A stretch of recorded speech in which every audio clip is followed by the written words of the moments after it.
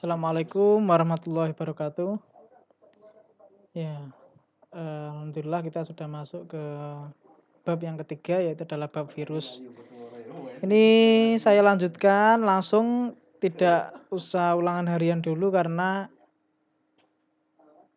yang harus kita selesaikan masih ada 4 bab mulai dari virus, terus protista, terus bakteri, kemudian jamur. Nah, itu untuk semester 1 lah. Sementara kita masih baru sampai di virus. Makanya itu saya pengen kita selesaikan aja dulu. Baru nanti ulangannya kalau di sini aja.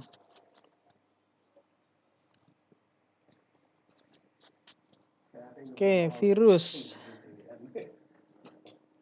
Tujuan dari pembelajaran ini diharapkan nanti setelah kalian mendapatkan pembelajaran ini bisa mendeskripsikan ciri-ciri dan cara replikasi virus, serta menjelaskan peran virus di dalam kehidupan, baik yang merugikan maupun yang menguntungkan. Nah, jadi orang yang pertama kali yang menemukan kata virus itu adalah namanya Adolf Meyer. Virus itu artinya adalah racun. Dimana kalau pada penelitian Adolf Meyer ini dia menyimpulkan bahwa virus itu disebut sebagai racun adalah karena ketika dia melihat ada tanaman tembakau yang sakit, kemudian bisa menularkan penyakitnya itu ke tumbuhannya di sekitarnya, dia kemudian menguji itu. Jadi ada tumbuhannya sakit, daunnya itu dihaluskan. Terus ini diekstrak, jadilah cairan dari ekstrak daun tembakau yang sakit itu, kemudian disemprotkan ke yang sehat. Ternyata yang sehat dia bisa menyebabkan menjadi sakit. Nah, makanya itu dia disebutkan sebagai racun. Nah, bahkan ketika ada ilmuwan lain yang kemudian dia bisa menyaring ekstrak itu, yang mana saringannya itu bakteri itu tidak tembus, jadi sangat kecil. Nah, ternyata setelah disemprotkan kok masih menyebabkan tembakau yang sehat itu menjadi sakit. Nah, berarti ada ternyata ada sesuatu yang menyebabkan tembakau itu menjadi sakit. Nah, itu dia ukurannya lebih kecil daripada bakteri. Nah, ini akan kita pelajari. Namanya adalah virus, yang artinya adalah racun. Menurut Adolf Meyer tadi. Nah, ini yang nyaring itu adalah Dmitri Ivanovsky.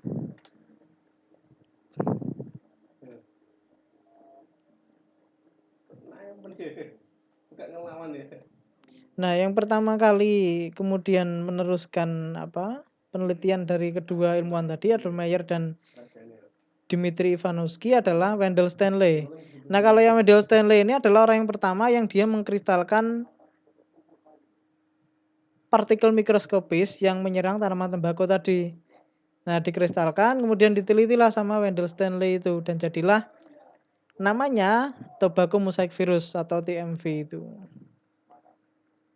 Nah, bentuknya seperti itu TMV. Jadi bagian tengahnya ada asam nukleat yang merupakan materi genetik dan diselubungi oleh protein. Nah, ini yang pertama. Oh, yang kedua berarti ya. Adalah ciri-ciri virus. Ciri yang pertama, dia bersifat aseluler, artinya tidak memiliki sel. Karena di dalam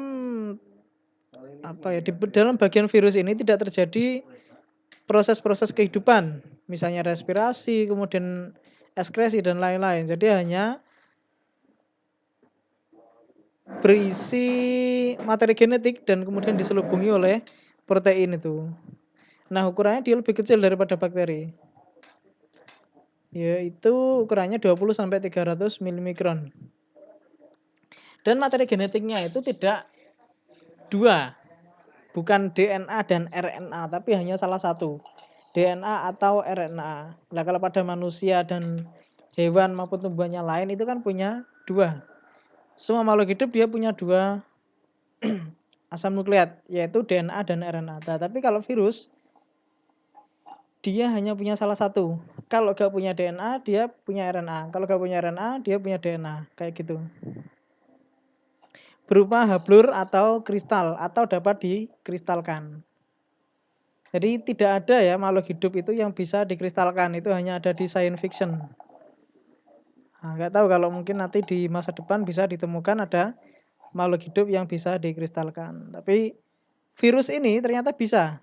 Jadi meskipun dia sudah dikristalkan, kemudian dicairkan lagi pengkristalannya, nah itu bisa kemudian melakukan reproduksi kembali. Itu adalah sifat dari virus. Bentuknya macam-macam dan tersusun dari asam nukleat yang diselubungi kapsid. Nah, diselubungi oleh kapsid yang tersusun dari protein. Tuh, jadi cirinya adalah bersifat seluler, jadi tidak memiliki sel, kemudian ukurannya lebih kecil dari bakteri dan memiliki salah satu macam asam nukleat atau materi genetik DNA atau RNA dan bisa dikristalkan. Itu ciri utamanya. Jadi yang saya tanyakan apakah virus ini bisa dikatakan sebagai makhluk hidup? Nah, itu nanti kita diskusikan besok di Google Classroom. Nah, struktur tubuhnya seperti ini ya. Macam-macam bentuknya virus. Ada yang bentuknya seperti ini. Ada yang sampai dia punya kaki, punya kepala, punya leher, dan seterusnya ini.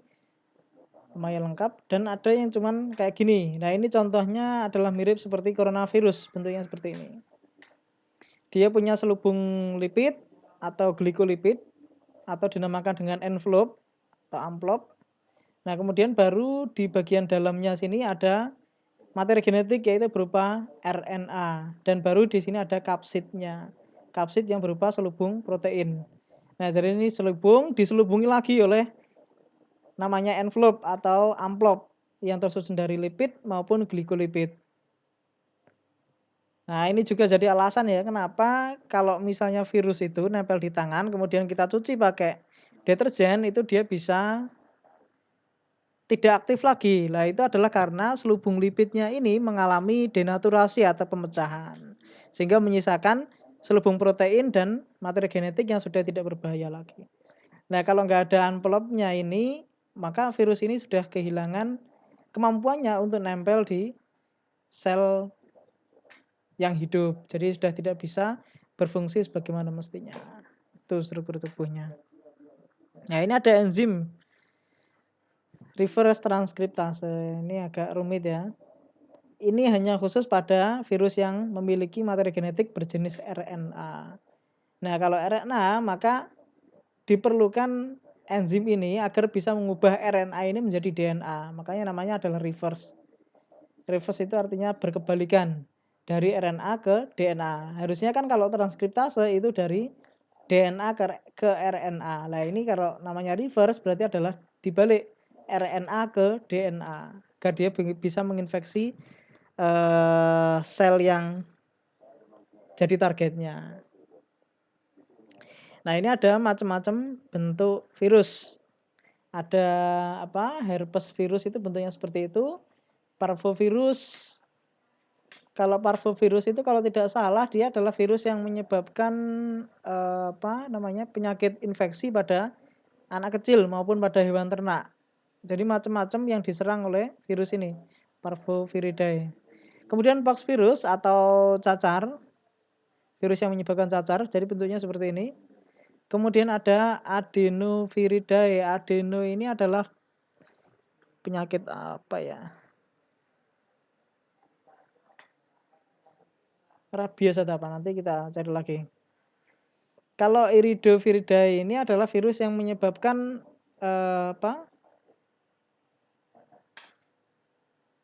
kekebalan tubuh pada hewan ternak itu menurun sehingga hewan ternak misalnya kayak ayam itu bisa terserang penyakit yang lebih parah. Jadi kayak ya HIV lah kalau pada manusia. Biasanya ini menyerang pada hewan ternak. Jadi bentuk-bentuknya seperti itu. Ada yang polihedral atau memiliki segi banyak. Kemudian ada yang bentuknya memanjang seperti virus cacar itu. Dan ada yang bentuknya ya kayak gini.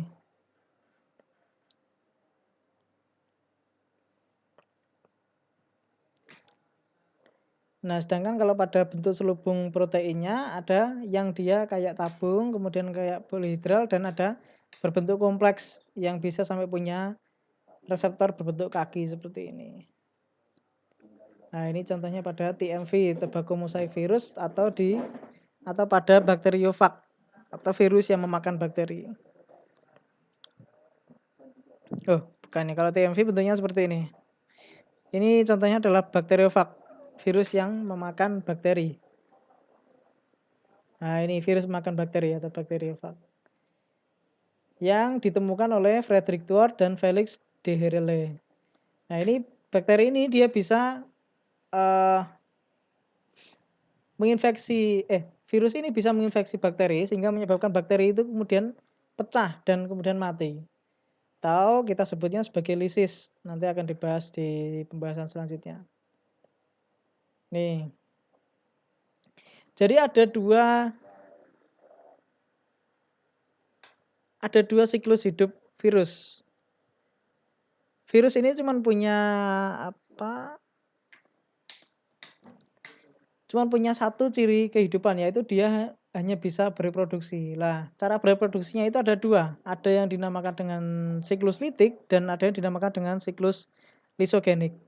Perbedaan yang utama antara siklus litik dan lisogenik itu adalah hasil akhirnya, di mana kalau pada siklus litik ini akan menyebabkan sel inang atau yang diinfeksi itu menjadi hancur atau pecah. Nah, kemudian keluarlah virus-virus yang baru. Sedangkan kalau lisogenik itu diam-diam menghanyutkan. Jadi materi genetiknya hanya nempel di materi genetik pada sel inangnya. Nih, jadi dia nempel, yang awalnya dia di luar ini, kemudian nempel di sini. Suatu saat ternyata siklus lisogenik ini bisa masuk ke siklus litik. Nah, itu perbedaan yang pertama. Dilihat dari keadaan akhir dari sel inang. Kemudian yang kedua, siklus litik ini bisa terjadi itu adalah karena istilahnya daya tahan atau imunitas dari sel inang itu lebih tinggi dibandingkan kemampuan virus untuk menginfeksi. Nama lainnya istilahnya adalah virulensi. Kemampuan virus untuk menginfeksi itu namanya adalah virulensi. Jadi ketika imunitas lebih rendah dibandingkan virulensi atau lebih kuat virulensi dibandingkan imunitas, maka dia akan masuk ke siklus litik. Nah, sedangkan kalau pada siklus lisogenik yang artinya itu adalah imunitas itu lebih besar dibandingkan virulensi atau kemampuan virus untuk menginfeksi. Nah, bagaimana siklus itu berjalan? Nah, kita lihat di sini. Yang pertama, baik siklus litik maupun lisogenik akan didahului dengan yang namanya adsorpsi atau penempelan reseptor virus pada sel inang. Nah, bisa berupa bakteri. Penempelan atau adsorpsi. Yang kedua, materi genetik dari virus akan masuk ke dalam sel inang. Nah, ini masih sama baik litik maupun lisogenik.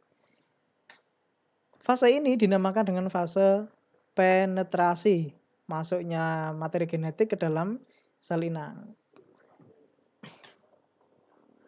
Nah, yang membedakan adalah di sini. Nah, kalau pada siklus lisogenik, saya masuk ke sini dulu. Materi genetiknya itu ketika sudah masuk ke dalam sel, dia akan bergabung dengan materi genetik pada sel inang, misalnya bakteri ini, dan akan membentuk yang namanya profag. Profag ini adalah hasil gabungan dari materi genetik virus dengan materi genetik pada sel inang, misalnya bakteri. Nah, ternyata virus ini bisa menggandakan diri tanpa membuat bagian-bagiannya sendiri. Dengan apa? Dengan dia ngikut pada pembelahan sel. Jadi yang awalnya satu sel ini, dia bisa menjadi dua sel kan. Nah, sel yang anakannya itu, yang awalnya ini kan satu, jadi dua. Ini dua-duanya akan mengandung materi genetik dari virus. Kayak gitu. Nah, ketika imunitas dari sel itu melemah, maka dia akan bisa masuk ke siklus litik. Jadi tidak selamanya dia masuk ke dalam siklus lisogenik seperti ini. Nah, kalau pada siklus litik setelah terjadi penetrasi tadi, maka akan terjadi yang namanya sintesis. Nah, sintesis itu dimulai dengan DNA ini diuraikan, kemudian terbentuk DNA fag baru menggunakan nukleotida dari DNA inangnya dan terbentuklah bagian-bagian virus yang baru. Sintesis atau pembentukan bagian-bagiannya baru. Kemudian setelah dibentuk bagian virus yang baru ini, akan terjadi proses yang keempat, yaitu adalah proses yang namanya perakitan. Jadi dirakit dulu sebelum dia keluar dari sel inang. Nah, setelah perakitan selesai akan masuk ke tahap yang terakhir, yaitu adalah tahap lisis. Lisis itu artinya adalah pecah. Jadi sel inangnya ini akan pecah, kemudian akan mengeluarkan virus-virus yang sudah bereplikasi tadi. Itu perbedaannya. Nah, ini sudah masuk ke peran-peran menguntungkan maupun merugikan dari virus. Nah, yang pertama, ini bisa menyebabkan penyakit pada tumbuhan. Misalnya pada tembakau, kemudian pada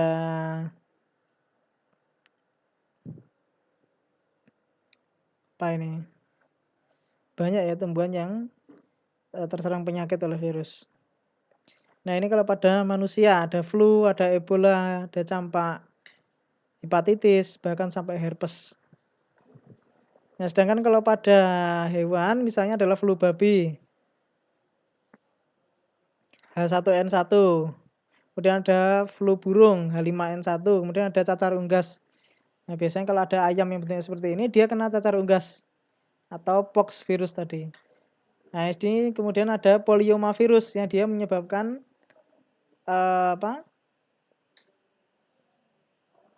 unggas ini mengalami kanker. Nah, ini polioma ini menyebabkan hewan itu mengalami kanker. Jadi yang awalnya tumor jinak menjadi kanker. Biasanya kalau dia sudah kena polioma, ayam kayak gini itu nggak bisa bertahan lebih lama lagi. Dan dia menular, makanya harus segera dipisahkan dari ayam yang lain. Kalau misalnya sudah ada dengan gejala-gejala seperti itu. Kemudian yang peran menguntungkannya salah satunya adalah vaksin. Nah, vaksin. Vaksin itu dibuat dari berbagai macam metode. Bisa dari patogen yang dimatikan dengan bahan kimia atau dengan dipanaskan. Kemudian bisa dari patogen yang dilemahkan, jadi bisa dimatikan tapi masih ada materi-materinya.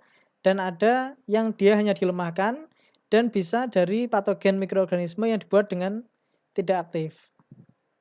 Tapi ada efek sampingnya ternyata ketika masuk ke dalam tubuh manusia. Nah, kalau yang dilemahkan itu dia bisa ada kemungkinan masih bisa melakukan proses metabolisme di dalam sel inangnya.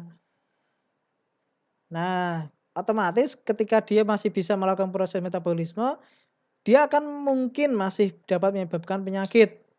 Dan juga kalaupun tidak bisa melakukan proses metabolisme, ada beberapa orang dengan sensitivitas yang lebih tinggi akan terjadi alergi.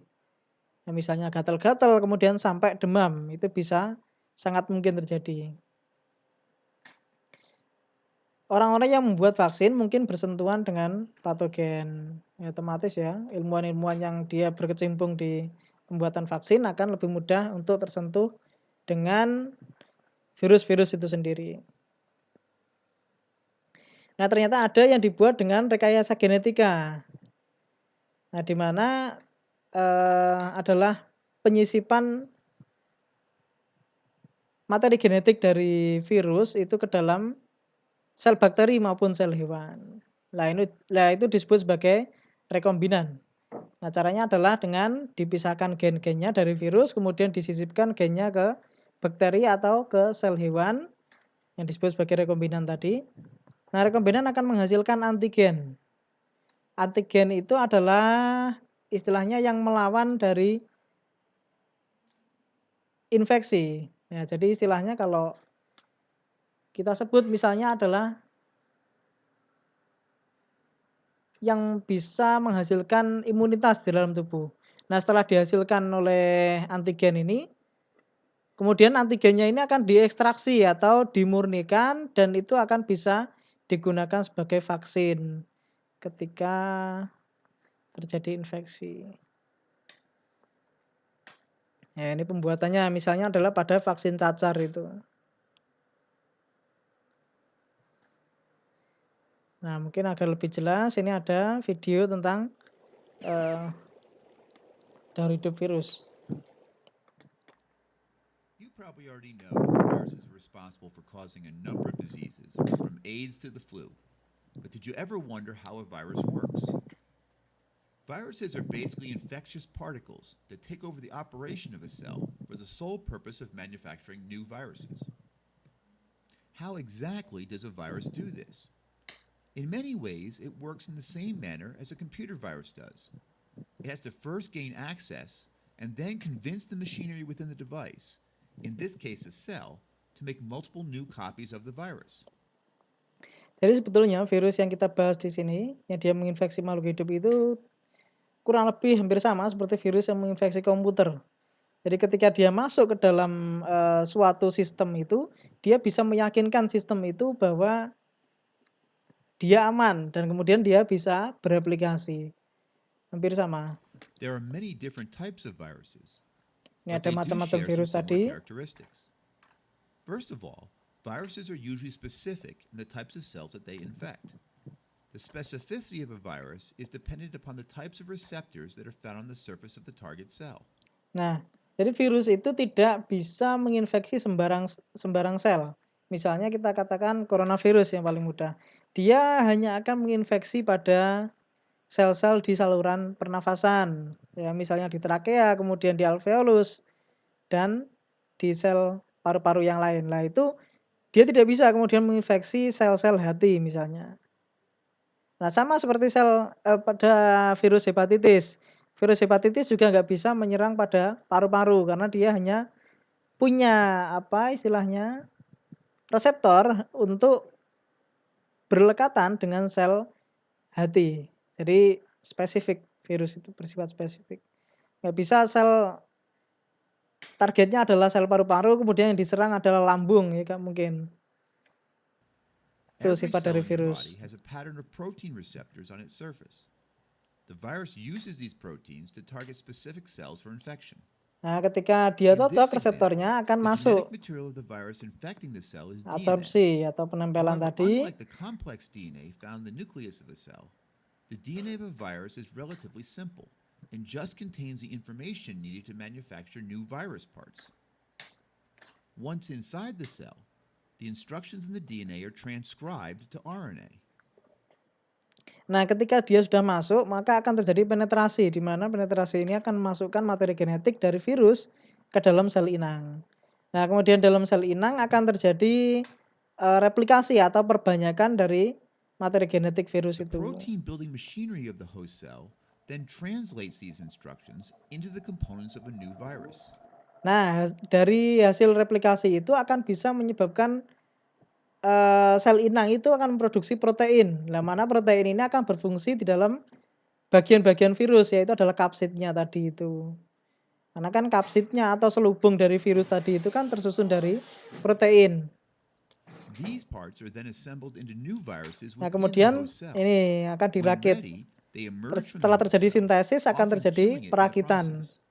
Nah, setelah perakitan As they akan emerge, terjadi some lisis. viruses retain parts of the host cell membrane, forming an envelope around the virus.